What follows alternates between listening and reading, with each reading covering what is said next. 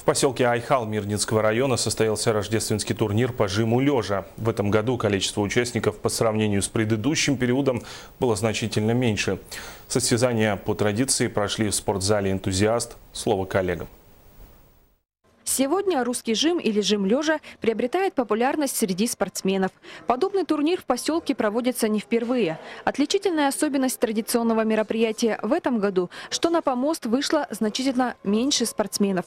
Участниками состязания стали только учащиеся учебных заведений поселка. Среди них были как новички, так и те, кто уже показал достойные результаты. Текучка, как правило. Осенью много приходит, потом отсеивается, потом еще набираем. Вот они не все выдерживают. Вид спорта тяжелый. Каждый выдерживает, начинает мышцы болеть, там, связки. Основная цель, чтобы они не дома сидели, а пришли в спортзал, размялись, показали себя.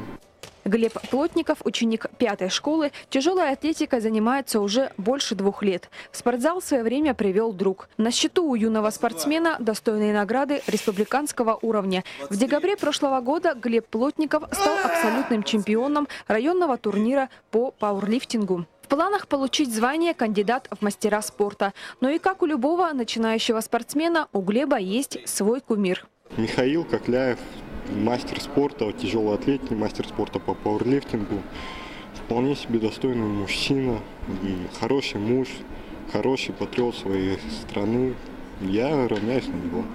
Организатором спортивного мероприятия выступило Айхальское отделение КСК при поддержке администрации поселка. Соревнования по классическому жиму проводились в личном зачете. В категории вес штанги 35 кг лучшим признан Даниил Латмарин. В категории вес штанги 55 кг Глеб Плотников. По традиции лучшие спортсмены были отмечены медалями и ценными призами. Рождественский турнир позволил представителям железного спорта продемонстрировать спортивные возможности и проверить свои силы. Впереди у спортсменов районный чемпионат, первенство республики среди юношей и другие состязания различного уровня. Оксана Мезенцева, Александр Домонтович, телерадиокомпания «Алмазный край».